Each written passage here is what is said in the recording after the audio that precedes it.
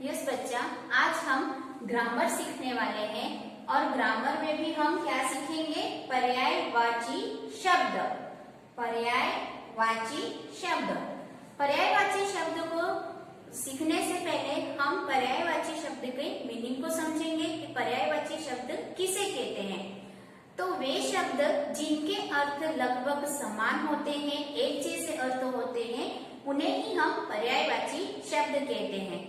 मैं आपको एक एग्जाम्पल के द्वारा इसको और अच्छे से समझाती हूँ कि जैसे उपवन, तो उपवन को हम बाग भी कहते हैं, बगीचा भी कहते हैं। तो इन तीनों का मीनिंग एक ही होता है, तीनों का मीनिंग एक समान है। उपवन का मीनिंग भी गार्डन होता है, बाग का मीनिंग भी गार्डन होता है और बगीचे का मीनिंग भी गार्डन ही होता है। तो ऐसे शब्द जिनका अर्थ लगभग समान हो, उन्हें हम पर्यायवाची शब्द कहते हैं। तो चलो अब हम इन्हें डिफाइन में समझते हैं। पर्यायवाची शब्द को और अच्छे से समझने के लिए हम इस क्वेश्चन के द्वारा समझेंगे कि पर्यायवाची शब्द किसे कहते हैं। जब भी हम क्वेश्चन लिखते हैं तो क्वेश्चन के एंडिंग में हम क्वेश्चन मार्क लगाते हैं, जिसे हम हिंदी में प्रश्नवाचक चिन्ह कहते हैं।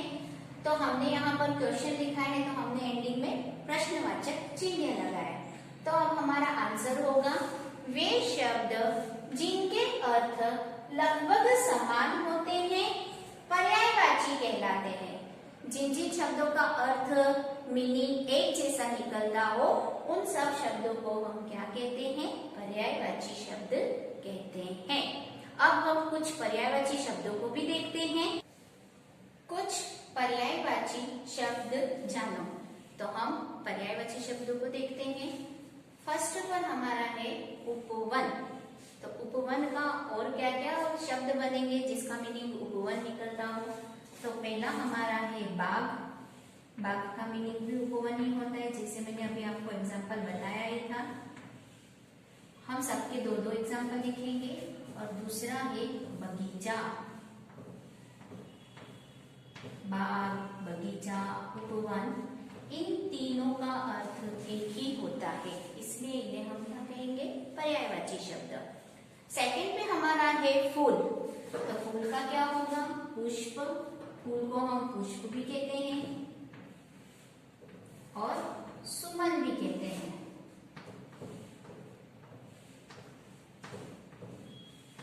पुष्प, फूल, सुमन, इन तीनों का मीनिंग फ्लावर ही होता है। थर्ड पर हमारा है आशा। आशा का होगा उम्मीद।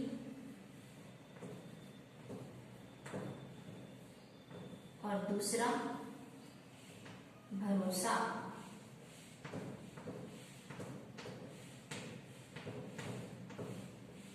आशा, उम्मीद, भरोसा, होप्स। फोर्थ पर हमारा है गंध। तो गंध का होगा सुगंध।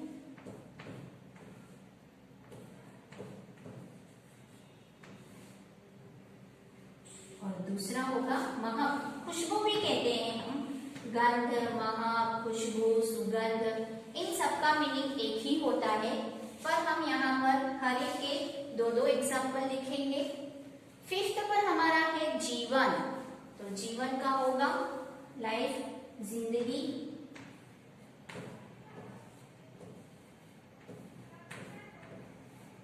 लिखते समय हमें बहुत ही ध्यान रखना है, जिंदगी में ज के ऊपर अनुस्वर आएगा और ज के नीचे नुक्ता आएगा। जो नीचे डॉट लगता है उसे हम नुक्ता कहते हैं और जो ऊपर बिंदी लगती है उसे हम अनुस्वार कहते हैं। तो हम इसको क्या बोलेंगे? ज नहीं बोलेंगे, अब हम क्या बोलेंगे? ज, जिंदगी।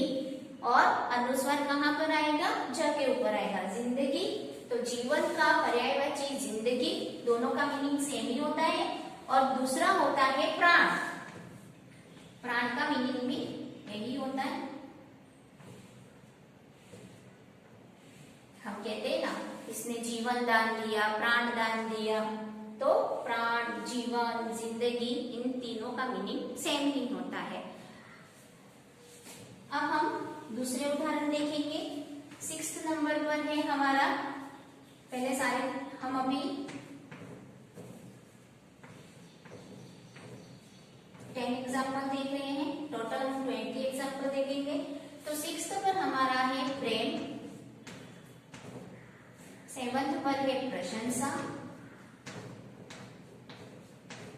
प्रशंसा, 8 पर हमारा है आंख,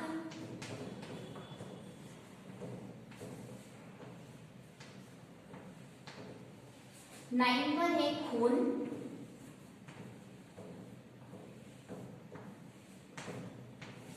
और 10 पर है हाथ।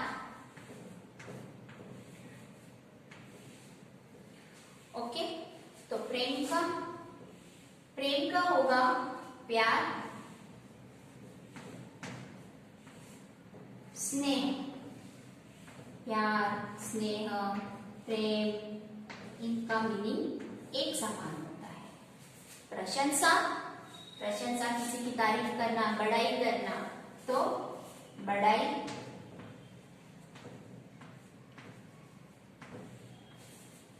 दूसरा होगा तारीफ। तारीफ में भी हम फ के नीचे नुक्ता लगाएंगे, जिस तरह से हमने जिंदगी में ज के नीचे नुक्ता लगाया था, जो नीचे डॉट लगता है उसको हम नुक्ता कहते हैं। तो तारीफ, आंख का होगा नेत्र,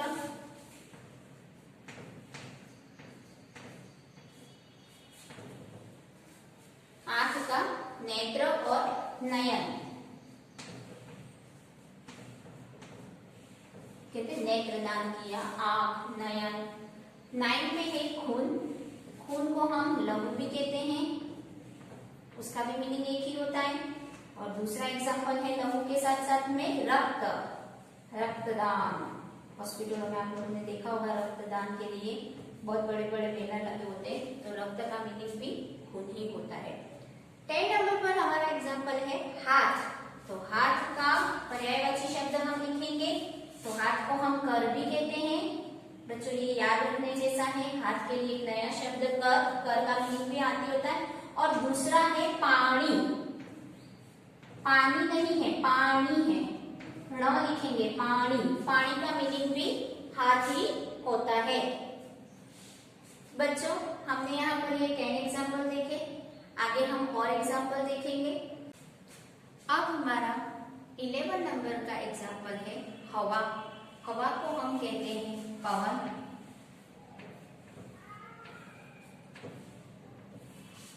वायु, वायु भी कहते हैं, पवन भी कहते हैं। 12 नंबर पर हमारा है जल, वाटर, जिसे हम इंग्लिश में वाटर कहते हैं। तो जल को और क्या क्या कहते हैं? तो जल को पानी, सबको पता है पानी, तो जल को पानी। और दूसरा हमारा शब्द है नीर, जल को नीर भी कहते हैं। नीर, पानी, जल, सबका मीनिंग वाटर ही होता है। 13 नंबर पे है पृथ्वी। पृथ्वी को हम कहते हैं धरा, अर्थ को, और धरती। धरा, धरती, धरती माँ कहते हैं ना हम, पृथ्वी। तो इन सबका मीनिंग एक ही होता है। आकाश, तो आकाश का पर्यायवाची होगा गगन, गगन भी कहते हैं, नभ भी कहते हैं। बहुत सारे शब्द हैं यहाँ पर, इनके पर्यायवाची बहुत सारे, पर हम सबके दो दो एग्जाम्पल लिख रहे हैं। तो आकाश का गगन भी होता है, नभ भी होता है, आसमान भी होता है, अंबर भी होता है, पर हमने दो दो एग्जाम्पल लिखे हैं, गगन, नभ। अब माँ, माँ को हम सब पता है, माँ को माता भी कहते हैं। और जननी, जो जन्म देता है उसे हम क्या कहते हैं? जननी। माता को क्या कहेंगे? जननी। माता के लिए और क्या शब्द है? जननी। अब हम 16 नंबर का एग्जाम्पल देख रहे हैं, शरीर। 16 नंबर पर हमारा शब्द क्या है? शरीर। तो शरीर, हमारी जो बॉडी होती है उसे हम क्या कहते हैं? तन। और काया, काया का मतलब भी हमारी बॉडी होती है। शरीर, तन, काया। 17 नंबर पर हमारा वर्ड है मित्र, सबको पता है फ्रेंड। तो मित्र को हम और क्या कहते हैं? दोस्त।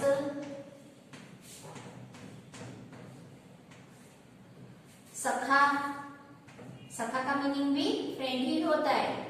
यार, दोस्त, बंधु, सखा, बहुत सारे शब्द हैं। 18 नंबर पर है घर, होम। घर को हम क्या कहेंगे? मकान। और दूसरा हमारा वर्ड है, मकान के साथ साथ और क्या कहते हैं? आवास। आवास का मीनिंग भी घर ही होता है। क्लियर? 19 नंबर पर हमारा है वर्ड आदमी। आदमी को हम और क्या कहते हैं? व्यक्ति। व्यक्ति लिखने में ध्यान रखना, क आधा करके त की जो ई की छोटी मात्रा है उसको हम आगे से लेंगे, व्यक्ति। और दूसरा हमारा शब्द है इंसान। व्यक्ति, इंसान, आदमी। क्लियर? लास्ट 20 नंबर पर हमारा वर्ड है दुनिया। तो दुनिया को हम और क्या क्या कहते हैं? संसार।